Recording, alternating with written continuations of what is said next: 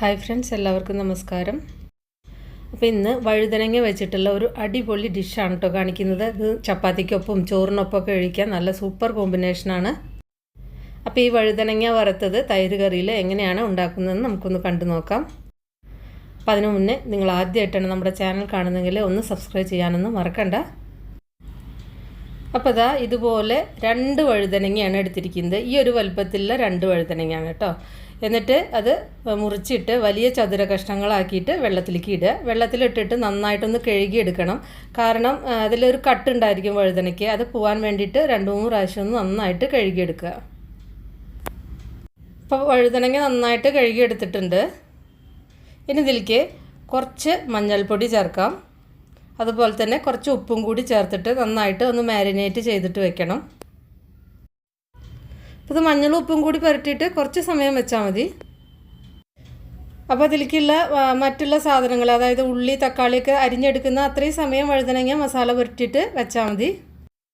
ഇനി ഇതിലേക്ക് വേണ്ടത് 2 വലിയ സവാള വളരെ നൈസായിട്ട് അരിഞ്ഞെടുക്കണം. അതുപോലെ തന്നെ 2 തക്കാളിയും വളരെ നൈസായിട്ട് അരിഞ്ഞെടുക്കണം. അപ്പോൾ സവാളയും തക്കാളിയും നല്ല പൊടിയായിട്ട് തന്നെ അരിഞ്ഞെടുക്കാൻ ശ്രദ്ധിക്കുക. അപ്പോൾ അതാണ് ഈ കറി ഉണ്ടാക്കാൻ തുടങ്ങാം. അപ്പോൾ അതിന് വേണ്ടിയിട്ട് കടായി അടുപ്പത്ത് വെച്ചിട്ടുണ്ട്. ഇതിലേക്ക് ആവശ്യത്തിലുള്ള എണ്ണ ഒഴിക്കുക. ഇതൊന്ന് വറുത്തെടുക്കണം വഴുതനങ്ങ. അപ്പോൾ ആദ്യം കുറച്ച് കൂടുതൽ എണ്ണ ഒഴിക്കണം കേട്ടോ. ഒരു 4 ടേബിൾ സ്പൂൺ 5 ടേബിൾ സ്പൂൺ എണ്ണ ഒഴിക്കണം.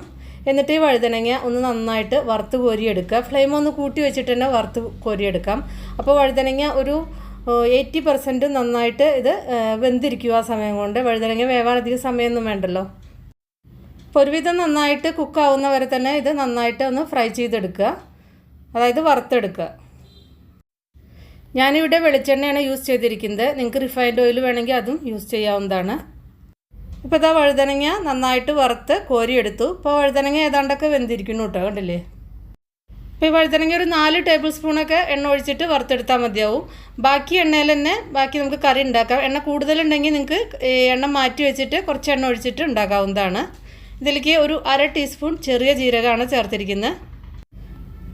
ചെറിയ ജീരകം പൊട്ടി വരുമ്പോൾ ഇതിലേക്ക് 2 വലിയ സവാള പൊടിയായിട്ട് അരിഞ്ഞതും പിന്നെ 2-3 പച്ചമുളക്, എരിവിന് ആവശ്യമായിട്ടുള്ള പച്ചമുളകും ചെറുതായിട്ട് അരിഞ്ഞതും കൂടി ചേർത്തിട്ട് നന്നായിട്ടൊന്ന് വഴറ്റിയെടുക്കുക. ഞാൻ ആവശ്യത്തിന് ഉപ്പും കൂടി ചേർത്തിട്ടുണ്ട്. ഇപ്പോൾ ഇതാ സവാള ഒരു ഇളം ബ്രൗൺ കളറായിട്ടുണ്ട്. അപ്പോൾ ഇതുപോലെ വറുത്തെടുക്കണം കേട്ടോ. ഒരു ലൈറ്റ് ഗോൾഡൻ ബ്രൗൺ ആവണം. ഇനി ഇതിലേക്ക് പൊടികൾ ചേർക്കാം. ഒരു 1.5 ടീസ്പൂൺ മുളക് പൊടി, ഒരു 1/2 ടീസ്പൂൺ മഞ്ഞൾപ്പൊടിയും കൂടി ചേർത്തിട്ട് അതിൻ്റെ പച്ചമണം മാറുന്നവരെ നന്നായിട്ടൊന്ന് വഴറ്റുക. അപ്പോൾ മസാലയൊക്കെ മൂത്ത് നല്ല മണം വരുമ്പോൾ ഇതിലേക്ക് 2 തക്കാളി നമ്മൾ പൊടിയായിട്ട് അരിഞ്ഞത് ഇതിലേക്ക് ചേർക്കുക.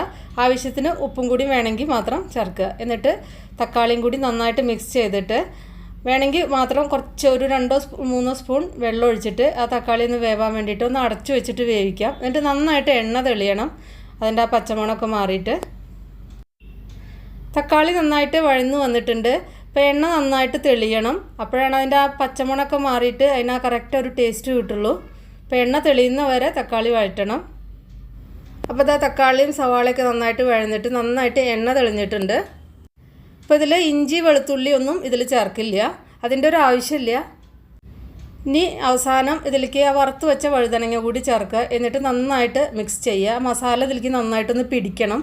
ഒരു 1-2 മിനിറ്റ് വേണമെങ്കിൽ നിങ്ങൾക്ക് അടച്ചു വയ്ക്കാം. പക്ഷേ വഴുതനങ്ങ അങ്ങനെ വെന്ത് കുഴഞ്ഞ് പേസ്റ്റ് പോലെ ഒന്നും ആവരുത് കേട്ടോ. അപ്പോൾ ഇത് ഒരുവിധമൊക്കെ നന്നായിട്ട് വഴുതനങ്ങ വെന്തിരിക്കുന്നു. അത് കാരണം ഞാൻ അടച്ചു വെച്ചിട്ടില്ല. നന്നായിട്ട് മിക്സ് ചെയ്തിട്ട് ഒരു 2 മിനിറ്റ് ഇങ്ങനെ കുക്കാവാൻ വേണ്ടി വെച്ചിരിക്കുകയാണ്. മിക്സ് ആവണം, ആ മസാല ഇതിലേക്ക് ഒന്ന് പിടിക്കണം. ഉപ്പൊക്കെ നോക്കുക. ഇപ്പോൾ ഇതാ ഞാൻ ഫ്ലെയിമൊക്കെ ഓഫ് ചെയ്തിരിക്കുന്നു. ഇനി ഇതിൻ്റെ മീതെ കുറച്ച് മല്ലിയില വിതറണം കേട്ടോ. ഇതിപ്പോൾ ഇങ്ങനെ തന്നെ കഴിക്കാൻ നല്ല ടേസ്റ്റാണ്. നല്ല ടേസ്റ്റ് പറഞ്ഞാൽ നല്ല സൂപ്പർ ടേസ്റ്റാണ്. ചപ്പാത്തിയുടെ കൂടെയും ചോറിൻ്റെ കൂടെയൊന്നും വേറെ കറിയുടെ ഒന്നും ആവശ്യമില്ല. പക്ഷേ ഇത് പേര് പോലെ തന്നെ ഇതിൽ നമ്മൾ തൈര് കൂടി ചേർക്കുന്നുണ്ട്. ഇപ്പോൾ ഞാൻ പറഞ്ഞ പോലെ കുറച്ച് മല്ലിയില കൂടി വിതറിയിട്ട് നിങ്ങൾക്ക് ഇത് ഇങ്ങനെ തന്നെ കഴിക്കാവുന്നതാണ്. അപ്പോൾ ഞാനൊരു ബൗളിൽ കുറച്ച് അതിൽ എടുത്തിട്ട് മാറ്റിയിട്ട് ഞാൻ ഇതെങ്ങനെയാണ് സെർവ് ചെയ്യുന്നതെന്ന് നിങ്ങൾക്ക് കാണിക്കുകയാണ് കേട്ടോ. സെർവ് ചെയ്യണ സമയത്ത് മാത്രമാണ് തൈര് ഒഴിക്കാവൂ. ആദ്യം തന്നെ തൈര് ഒഴിച്ച് വെക്കരുത്. അപ്പോൾ ഇത് സെർവ് ചെയ്യാനുള്ള ടൈമായി. അപ്പോൾ ആ സമയത്ത് ഞാനിത് തൈര് ഒഴിച്ചിരിക്കുന്നു. ഒരു 1/4 കപ്പ് നല്ല പുളിയില്ലാത്ത തൈര് തന്നെ ചേർക്കണം. പുളിയുള്ള തൈരാകുമ്പോൾ നമ്മളിതിൽ തക്കാളിയൊക്കെ ചേർത്തല്ലേ, അപ്പോൾ അത്ര ഒരു ടേസ്റ്റ് കിട്ടില്ല. അപ്പോൾ നല്ല ഫ്രഷ് ആയിട്ടുള്ള ഒട്ടും പുളിയില്ലാത്ത തൈര് ചേർക്കുക. അവസാനം മീതെ കുറച്ച് മല്ലിയിലൊക്കെ വിതറുക. അപ്പോൾ ഈ മൊത്തം വഴുതനങ്ങയിലേക്ക് തൈരിൻ്റെ അളവ് എന്ന് പറഞ്ഞാൽ 1/2 കപ്പ് മുതൽ 3/4 കപ്പ് വരെ ചേർക്കാം. അത് നമ്മുടെ ടേസ്റ്റിനനുസരിച്ച് ചേർക്കുക കേട്ടോ. അപ്പോൾ അതാണ് നല്ലത്. അപ്പോൾ ഇതാ വഴുതനങ്ങ മസാല തൈര് കറിയിൽ നിന്നാണ് ഈ കറിയുടെ പേര്. നല്ല സൂപ്പർ ഡിഷാണ്. അപ്പോൾ നിങ്ങൾ ഉണ്ടാക്കി നോക്കുക. അപ്പോൾ നിങ്ങളുടെ ഫീഡ്ബാക്കൊക്കെ അറിയിക്കുക. ഇഷ്ടപ്പെട്ടാൽ ലൈക്ക് ചെയ്യാനും ഷെയർ ചെയ്യാനും ഫോളോ ചെയ്യാനും സബ്സ്ക്രൈബ് ചെയ്യാനൊന്നും മറക്കണ്ട. അപ്പോൾ നമുക്ക് വേറെ റെസിപ്പി വീണ്ടും കാണാം. Thank you.